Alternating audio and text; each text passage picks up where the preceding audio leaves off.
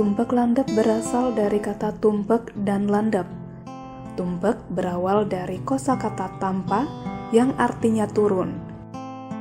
Kata tampa ini mendapat sisipan sehingga menjadi tumampa. Dari kata tumampa lantas mengalami perubahan konsonan sehingga menjadi tumampak yang artinya berpijak. Kemudian mengalami perubahan dan menjadikan kata keterangan keadaan sehingga menjadi tumampak yang berarti dekat. Selanjutnya, kata tumampak mengalami persenyawaan huruf M sehingga menjadi tumpek.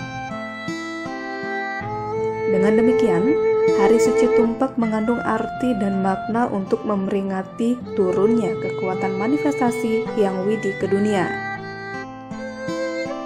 Menurut ide Pedanda Gede Menara Putra Kekeran, tumpek landep dilaksanakan setiap 6 bulan sekali, yaitu setiap Sabtu Kliwon Wuku landep. Bagi umat Hindu, hendaknya dapat memaknai tumpek landep ini dengan maksimal. Salah satunya adalah memaknai soal Pasupati. Pasupati berasal dari kata pasu dan pati. Kata pasu dapat diartikan satu. Satu dihubungkan dengan tatwa sehingga menjadi satu. Sedangkan kata satwa berasal dari kata sat dan tua. Sat berarti inti dan tua berarti kebenaran. Demikian halnya dengan kata pati dapat diartikan sebagai sumber. Maksud dari kata pasupati adalah kekuatan yang timbul tetap bersumber pada kebenaran. Pada pelaksanaannya, upacara tumpek landep menggunakan uperengga atau simbol suci yang bersifat tajam. Simbol suci tersebut adalah sebilah senjata keris. Keris adalah senjata yang memiliki 3 buah mata pisau.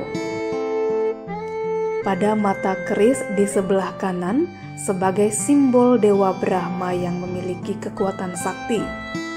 Demikian juga pada mata keris sebelah kiri, merupakan simbol Dewa Wisnu yang memiliki kekuatan siddhi. Sedangkan pada ujung keris sebagai simbol Dewa Siwa dengan kekuatan mandi. Dari 3 kekuatan tersebut, tidak hanya bersifat spiritual saja, namun juga bersifat nyata. Seperti kata siddhi dapat diartikan siddhe, yang maksudnya kebersihan. Sedangkan kata sakti dapat diberikan arti sakta, yang maksudnya ada. Sementara kata mandi dapat diartikan mande, yang bermaksud selalu mengalir.